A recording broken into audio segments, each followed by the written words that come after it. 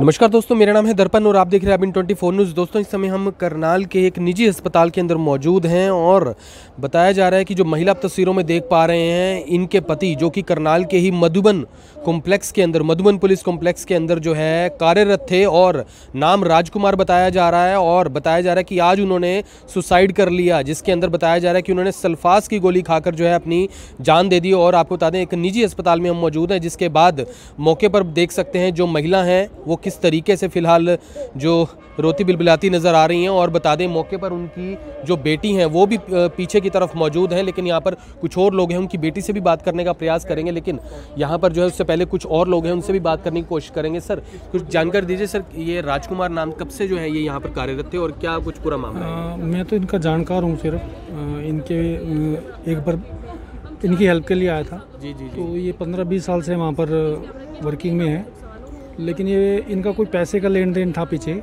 उसके इनके अदालत में वो भी था, मुकदमा भी था। बट लेकिन वो प्रेशर बनाते थे कि मेरे पास पैसा नहीं है और मैं पैसा नहीं दूंगा, जो तुम्हें करना है कर लो। इनको पैसा लेना था? इनको लेना था पैसा, ठीक है। और उसके बावजूद भी फिर इन्होंने इनके ऊपर झूठे मुकदमे भी हुए 1-2 बार। तो इन्होंने पुलिस में कंप्लेंट की। जब इन्होंने कोई मार पिटाई करने की कोशिश की तो उनकी सीसीटीवी में रिकॉर्ड है। बाकी ये तो बात करने की कोशिश करेंगे। मैम, क्या नाम है आपका? अंजलि। तो ये आपके पापा हैं राजकुमार? हाँ जी। तो ये पूरा क्या मामला है? कौन जो है प्रेशर ऐसे बना, मतलब पेमेंट भी आपको लेना था, लेकिन किस तरीके से जो है, क्या कुछ पूरा मामला है ये?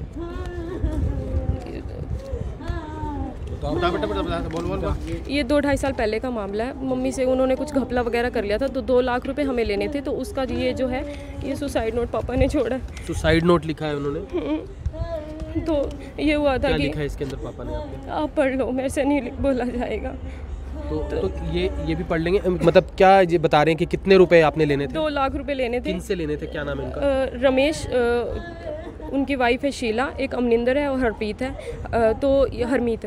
तो अब ये जो रमेश और शीला है, ये हमारे मतलब पड़ोस में ही रहते हैं, बिल्कुल एक दीवार लगती है। और इसकी पूरी फैमिली, जब से इन पे केस रजिस्टर हुआ ना, तब से हमें इतना मेंटली प्रेशर कर रहे थे ना। एक तो मतलब ये वाल्मीकि कास्ट के हैं, मतलब इन्होंने उसका इतना मिसयूज़ किया, इतना ज़्यादा मिसयूज़ किया। हमें ये कहते थे कि हमें तो ये बोलते हैं, और मेरे भाई को ये कहते थे कि हमें हमारे लड़कियों को छेड़ता है ये वो। तो वो सारी कंप्लेंट झूठी पाएगी, क्योंकि सारा पड़ोस हमारे साथ खड़ा था। उन्होंने एफिडेविट पे साइन करके हमें दिया था कि हम 13-14 साल से उस एरिया में रह रहे हैं और कभी भी ऐसा कुछ नहीं हुआ। तो उसके बाद ये हुआ कि ये चलता ही आ रहा था। वो धमकियाँ दे रहे थे। हम 1091 पे, कभी 100 नंबर पे, कभी 112 की टीम पे फ़ोन करते थे, वो उनको धमका के चली जाती थी। मतलब उनका डेली का ही ये था कि 3-4 दिन बाद पुलिस आती ही थी। तो वो इतने ज़्यादा स्ट्रॉन्ग हो गए थे कि उनका बिगड़ता कुछ था ही नहीं। पुलिस आती थी, हम कंप्लेंट देने जाते थे थाने में, कोई एक्शन नहीं। हमने अनिल विज को दी थी, हमने CM विंडो में भी दी थी, जो CM है उनको भी दी थी। हमने सारी जगह कंप्लेंट दी थी। हम 3-4 साल से यही कंप्लेंट ही देते जाते, किसी पे कोई एक्शन नहीं।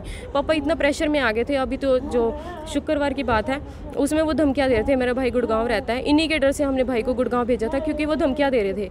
तो तब भी उन्होंने ये धमकी दी थी कि हम ना उसका एड्रेस निकलवा लिया, हम उसको वहीं पे मार देंगे। और फिर इतना प्रेशर में आ गए ना पापा, फिर हमने 112 पे टीम पे फ़ोन कर दिया। हमने उनकी सारी रिकॉर्डिंग कर ली थी जो धमकी दे रहे थे, और वो इतनी गंदी से गंदी गालियाँ देते थे ना, बाहर तक नहीं निकलते थे। क्या उनकी तरफ से कोई मामला उन पर दर्ज किया गया था या आपकी तरफ से? हमने उनके ऊपर जो 2.5-3 साल पहले जो पैसों का मामला था, उन पे जो 3-4 धारा मिला के उन पे केस रजिस्टर हो गया था। तो उसके बाद से वो ये सोच रहे थे कि हम SC एक्ट मतलब वो कुछ जो भी है कंप्लेंट करके वो मामला वो करवा दें। तो वो मतलब क्या वो भी पुलिस में ही है या वो कोई और? हाँ जी, हाँ जी, वो भी सही है। कहाँ रहते हैं वो? बिल्कुल एक दीवार है, हमारे पड़ोस में ही है। मधुबन पुलिस के अंदर? हाँ जी, हाँ जी, कॉम्प्लेक्स में ही रहते हैं। हाँ जी, कॉम्प्लेक्स में ही रहते हैं। तो 112 की टीम जब आई, तो तब ये हुआ कि पापा उनका घर दिखाने लगे कि ये हैं, और उन्होंने ऐसे धमकी दी। तो उनके सामने भी जो शीला है, उन्होंने पापा के ऊपर हाथ उठाया और उनके लड़के ने गला पकड़ लिया, आशीष ने। और मतलब कि 112 की टीम ने सब देखा। उन्होंने अपनी जो टैब था उसमें सब रिकॉर्ड किया। की बात है ये? शुक्रवार की बात है, शुक्रवार की रात की बात है, 6-6:30 बजे की बात है। तो सब रिकॉर्ड किया। उसके बाद उन्होंने मधुबन पुलिस थाने में मतलब बुला ली उनको और कहा कि ऐसे करके रोला हो रहा है। तो हम सारे चले गए। तो उन्होंने ये हुआ कि उस लड़के को बंद के साथ में पापा को भी बंद कर दिया। मतलब पापा, ये हुआ कि उनका कलंदरा काट दिया और पूरी रात पापा अंदर बंद रहे। हम जमानत करवा के पापा को लेके आए। और मतलब कि इतना प्रेशर में आ गए थे ना पापा की ना, मतलब पुलिस वालों के सामने मार भी रहे हैं, वो धमकियाँ भी दे रहे हैं। पुलिस वालों के सामने उन्होंने धमकी धमकी भी दी थी और जेल में भी बंद कर दिया। फिर मतलब इतनी पापा सोच रहे थे ना कि तो आपके पापा क्लैरिकल वर्क करते थे वहाँ पे? हाँ जी, क्लैरिकल वर्क में थे आपके पापा वहाँ पे? हाँ जी, हाँ जी। कितने समय से थे वहाँ पे? काफ़ी टाइम से थे। तो यहाँ पर आप देख सकते हैं कि फिलहाल जो सुसाइड नोट है वो भी तस्वीरों में आपको दिख रहा होगा। सुसाइड नोट जो कि आप तस्वीरों में देख पा रहे हैं और बता रहे हैं कि सल्फास की गोली उन्होंने खा ली थी। सर इसमें क्या कुछ लिखा है, कोई इसके बारे में कोई भी कुछ? सर इनमें पड़ोसी जो जिन्होंने इनके साथ वो किया है वो उन्हीं का नाम लिखा हुआ है, सभी का। उनके नाम लिखे हुए हैं? हाँ जी, हाँ जी, सभी। हाँ बिल्कुल, सभी का नाम लिखा हुआ है जिनका। सभी का नाम लिखा हुआ है? कितने लोगों का नाम लिखा है इसके अंदर? इसमें पता नहीं, रमेश जो आरोपी लिखे हुए हैं यहाँ पर, ये आरोपी देख सकते हैं आप। इसमें कुछ लोगों के नाम है जिसमें रमेश, सन ऑफ गोलू राम, शीला पत्नी रमेश, आशीष पुत्र रमेश, कोमल पुत्र हाँ रमेश, और पुत्र रमेश, और पुत्र रमेश, जी जी, मनीष पुत्र रमेश, जी जी जी, सभी का नाम है सर। तो यहाँ पर आप देख सकते हैं कि ये जो सुसाइड नोट भी बकाया लिखा गया है और ऐसे में बताया जा रहा है कि पैसों का लेन देन था पिछले 2-2.5 साल से, जिसको लेकर आप देख सकते हैं उनकी जो पत्नी है फिलहाल किस हालत में है। और ऐसे में फिलहाल यहाँ पर जो है आप तस्वीरों में देख पा रहे हैं कि राजकुमार नाम उनका था, काफ़ी सालों से वो कार्यरत थे और एक और पुलिस जो है अधिकारी हैं वहीं पर ही उन्हीं के साथ उनका पैसों का लेन देन था। उसी पुलिस मधुबन पुलिस कॉम्प्लेक्स के अंदर जो है वो भी रहते हैं और उनका नाम जो है बाकायदा उन्होंने दिया है। हालांकि फिलहाल ये ज़रूर है कि जिस तरीके से सुसाइड नोट लिखा गया और नाम लिखे गए हैं, इसमें अब तफ्तीश बनती है कि आखिर किस तरीके से बता रहे हैं कि उन्हें परेशान जो है वो किया जा रहा था। तो आपको हम तस्वीर दिखा रहे हैं राजकुमार जी की, जो कि वहाँ पर कार्यरत थे काफ़ी सालों से और ऐसे में बताया जा रहा है कि जिस तरीके से जो है उनके साथ मारपीट भी की गई थी शुक्रवार को। बाकायदा उनका कहना है कि पुलिस वालों के सामने ही उनके साथ मारपीट कर दी जाती है, जिसके बाद जो है वो सुसाइड कर लेते हैं। और ऐसे में फ़िलहाल उनकी जो बेटी हैं बता रहे हैं कि जो एसपी गंगाराम पुनिया, उनको भी उनके द्वारा जो है शिकायत जो है वो दी गई थी, लेकिन उसके बारे में आगे क्या कुछ कार्रवाई हुई वो भी जानने का प्रयास जो है ज़रूर करेंगे। लेकिन आप देख सकते हैं कि किस तरीके से जो एक पुलिस मधुबन पुलिस में काम करने वाले एक जो क्लर्क हैं, जो कि पुलिसकर्मी हैं, वो सुसाइड कर लेते हैं और ऐसे में फ़िलहाल जो है बता रहे हैं सल्फास की गोली खाकर उन्हें अपनी जान दे दी। तो मैम क्या कुछ बता रहे हैं, आपने एसपी गंगाराम पुनिया है उन्हें भी जो है इस बारे में शिकायत की? मैंने उनको फ़ोन करके मैंने उनको खुद ही फ़ोन करके, हाँ जी, उनको रात को मैंने उनको कॉल करके बताया था कि ऐसे ऐसे हुआ और पापा को ही अंदर बंद कर दिया। तो सर कहते कि ना चलो मैं उनसे बात करता हूँ। तो उसके बाद उनको अंदर कहाँ बंद किया? मतलब अंदर पुलिस में, मतलब लॉकर में उन्हें बंद कर दिया? हाँ, जब उनको बंद कर दिया ना, जब हमने उनसे रिक्वेस्ट करी, जो थाने के अंदर है, जो तरसेम है, जो SHO हैं और जो श्री भगवान है, उनसे हमने रिक्वेस्ट करी थी कि पापा अभी इसी हॉस्पिटल में अभी 2-2.5 महीने पहले एडमिट भी थे, क्योंकि वो इतना मेंटली प्रेशर में आ गए थे ना, वो चक्कर खा के गिर जाते थे। 2-3 बारी वो ऐसी बीमार भी हुए थे। तो अभी 2-2.5 महीने पहले भी वो एडमिट थे।